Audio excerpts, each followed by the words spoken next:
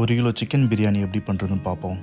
ஒரு kilo chicken பிரியாணிக்கு 1 kilo chicken, 1 kilo rice நான் எடுத்திருக்கேன். அதை வந்துட்டு எப்படி பண்ணலான்ட்டு அந்த ஒரு குயிக் வீடியோவில் பார்ப்போம்.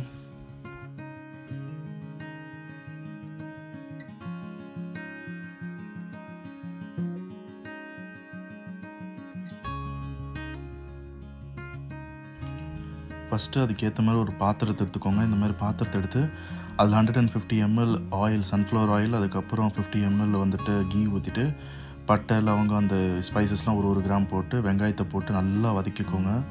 அந்த வெங்காயம் ஆக்சுவலாக வந்துட்டு கோல்டன் ப்ரௌன் கலரில் அது வரணும். அது ஃபுல்லாக வதக்கின பிறகு வதங்கின பிறகு கொஞ்சோண்டு பச்சை மிளகா, புதினா, கொத்தமல்லி எல்லாமே கால் கட்டு அதை போட்டு நல்லா இது மிக்ஸ் பண்ணிக்கோங்க. அதில் வந்துட்டு காஷ்மீர் சில்லி பவுடர் ஒரு 2 டீஸ்பூன் ஆட் பண்ணிக்கோங்க.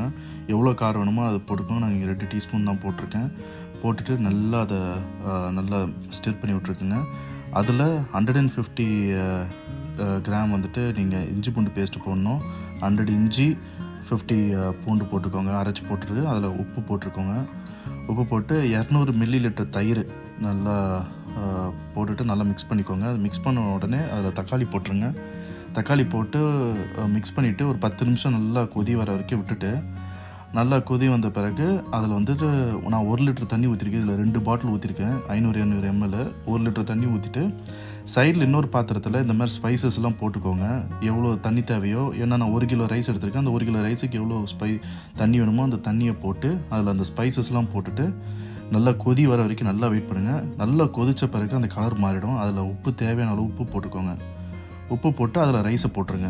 இந்த சைடு வந்து பாத்திரத்தில் அந்த டைமில் கரெக்டாக நான் சிக்கனை போட்டுடுறேன். சிக்கன் வந்து 1 கிலோ சிக்கன் கட் பண்ணி போட்டிருக்கேன்.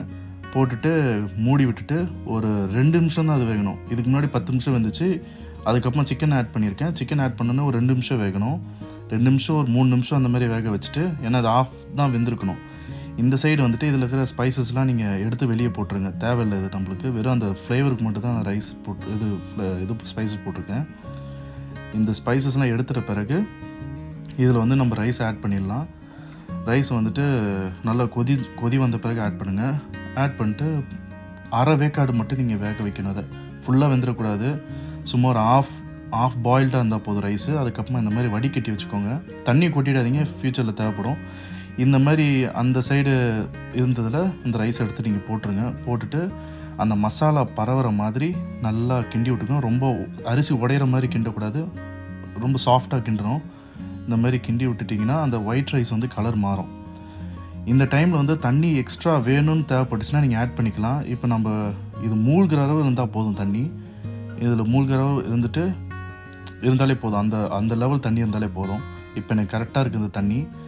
இதை வச்சுட்டு அவனை வந்துட்டு 420 டிகிரி இல்லை 400 டிகிரிக்கு நீங்கள் இது பண்ணி வச்சுக்கோங்க.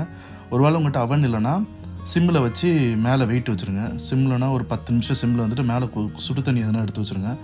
அப்படி இல்லைனா அவன்லனா 420 டிகிரி அவனில் வந்துட்டு நான் கரெக்டாக 20 மினிட்ஸ் வச்சேன். நீங்கள் வந்து எவ்ரி 15 மினிட்ஸ்க்கு அப்புறம் எவ்ரி 2 மினிட்ஸ் 3 மினிட்ஸ் நீங்கள் ஓப்பன் பண்ணி பார்த்துக்கலாம். மேலே தெரிஞ்சிடும் உங்களுக்கு அது வெந்திருக்கா இல்லையான்ட்டு. நான் இந்த மாதிரி நல்லா பரப்பி விட்டுட்டு சிக்கன்லாம் உள்ளே தள்ளிட்டு இந்த மாதிரி பரப்பி விட்டுட்டு நல்லா அந்த மசாலா எல்லா இடத்துலையும் படுற மாதிரி, வெள்ளை ரைஸ் எங்கேயுமே இல்லாத மாதிரி நல்லா பண்ணிவிட்டு அதுக்கப்புறம் அதுக்கு ஒரு மூடி ஒன்று போட்டுட்டு நான் அவனில் எடுத்து வச்சிட்டேன். அவனில் கரெக்டாக 20 மினிட்ஸ். இப்போ அவன்லேருந்து எடுத்து அதை மெதுவாக இப்படி உடச்சிங்கன்னா உங்களுக்கு தெரியும் அந்த ரைஸ் வந்துட்டு நீட்டமாக கரெக்டாக இருக்கும். இது வந்துட்டு ரைஸை வந்துட்டு ஃபுல்லாக வேக வச்சிடக்கூடாது. அந்த சைடில் வச்சு பண்ணும்போது ஆஃபில் இருந்தால் போதும். அதேமாதிரி சிக்கனும் ஆஃபில் கூட இல்லை, கொஞ்சம் கால்வாசி வெந்தால் போதும். ஏன்னா தம்லேயே அது வெந்துடும். இப்படி இருக்கும்போது நல்லா ஃப்ளேவர்ஃபுல்லாக இருக்கும்.